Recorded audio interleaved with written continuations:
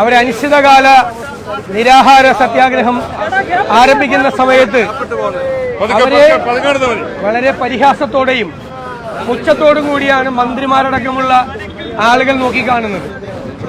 കാരണം അവരെ അപഹസിച്ചുകൊണ്ടാണ് മന്ത്രിമാരടക്കമുള്ള ആളുകൾ സംസാരിക്കുന്നത്. ഞങ്ങൾ ഇന്ന് അംഗൻവാടിക്കാരുടെയും ആശാവർക്കർമാരുടെയും ഒക്കെ വിഷയം നിയമസഭയിൽ കൊണ്ടുവന്നപ്പോൾ ഈ സമരത്തെ പരിഹസിക്കുകയാണ് ഈ ഗവൺമെന്റ്.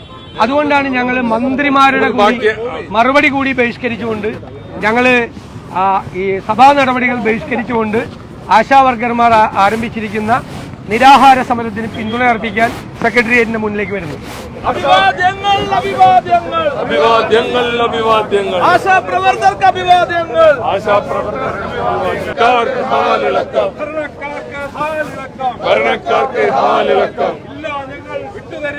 ഇല്ല ഞങ്ങൾ വിട്ടുതരില്ല ഇല്ല ഞങ്ങൾ വിട്ടുതരില്ല വിട്ടുതരില്ല കട്ടായോ. നേതാവ് ശ്രീ ഇ.ഡി. സരസ്വതി. ഏറ്റവും പ്രിയപ്പെട്ട സദാനന്ദൻ ചേട്ടൻ, നിരാഹാരം സമരം നടത്തുന്ന പ്രിയപ്പെട്ട സഹോദരിമാരെ, സഹപ്രവർത്തകരായ MLA-മാർ, പ്രിയപ്പെട്ടവരെ, നമുക്കറിയാം ഇത് 39ാമത്തെ ദിവസത്തിലേക്ക് കടക്കുകയാണ് ഈ സമരം. കേരളത്തിൽ ഞാൻ നേരത്തെ പറഞ്ഞതുപോലെ നമ്മുടെ സ്ത്രീ ശക്തി ഉയർത്തിക്കൊണ്ട് ന്യായമായ ആവശ്യങ്ങൾക്ക് വേണ്ടി നമ്മുടെ ആശാവർക്കർമാർ സെക്രട്ടേറിയറ്റിന്റെ മുന്നിൽ സമരം നടത്തുന്നത്. ഈ സമരത്തിന് ഐക്യ ജനാധിപത്യ മുന്നണി, കേരളത്തിലെ പ്രതിപക്ഷം പൂർണ്ണമായ പിന്തുണയാണ് വാഗ്ദാനം ചെയ്തത്. ഞങ്ങൾ ഇത് തുടങ്ങിയ ആദ്യത്തെ 5 ദിവസത്തിന് ശേഷം ഞങ്ങൾ പിന്തുണ നൽകിയതിന് ശേഷം എല്ലാ ദിവസവും നിയമസഭയിൽ ഈ വിഷയം നമ്മുടെ മെമ്പർമാർ ഉയർത്തിയിട്ടുണ്ട് നിങ്ങൾക്ക് വേണ്ടി. ഞങ്ങൾ അടിയന്തര പ്രമേയം കൊണ്ടുവന്ന് സഭാ നടപടികൾ നിർത്തിവെച്ച് നിങ്ങളുടെ ആവശ്യം ചർച്ച ചെയ്യണം എന്ന് ആവശ്യപ്പെട്ടിട്ടുണ്ട്. പക്ഷേ സങ്കടകരമെന്ന് പറയട്ടെ, ഈ സമരത്തെ അധിക്ഷേപിക്കാനും പരിഹസിക്കാനും ആണ് മന്ത്രിമാരടക്കമുള്ള ആളുകൾ ആദ്യം മുതലേ നിലപാടെടുത്തിരുന്നത്.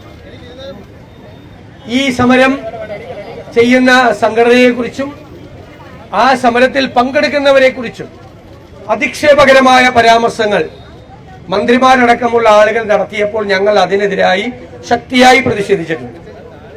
ഞാൻ മുഖ്യമന്ത്രിയോട് നിയമസഭ നടക്കാത്ത സമയത്ത് ഫോണിൽ വിളിച്ച് ഈ വിഷയം തീർക്കണം എന്ന് അഭ്യർത്ഥിച്ചിട്ടുണ്ട്.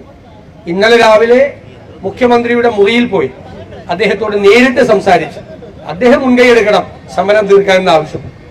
അതിനെ തുടർന്നാണ് ഇന്നലെ 2 ചർച്ചകൾ നടത്തിയത്. ദൗർഭാഗ്യവശാൽ ആ ചർച്ചകൾ പരാജയപ്പെട്ടു. നിരന്തരമായി നടക്കുന്ന ചർച്ചകളിലൂടെയാണ് ഇതിന് പരിഹാരം ഉണ്ടാകുന്നത്. അപ്പൊ തീർച്ചയായും ഞങ്ങൾ വീണ്ടും ആവശ്യപ്പെടുന്നു, മുഖ്യമന്ത്രിയുടെ നേതൃത്വത്തിൽ തന്നെ മുൻകൈയെടുത്ത് ഈ പ്രശ്നത്തിന് പരിഹാരം ഉണ്ടാക്കാൻ വേണ്ടി ശ്രമിക്കണം.